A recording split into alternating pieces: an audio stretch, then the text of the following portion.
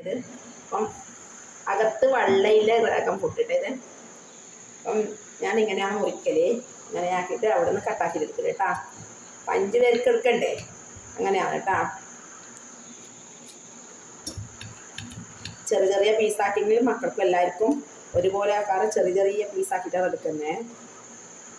ഇങ്ങനെ ആക്കിയിട്ട് ഇത് ചെറിയ ചെറിയ പീസാക്കി എല്ലാവർക്കും വീതിച്ചെടുക്കാം.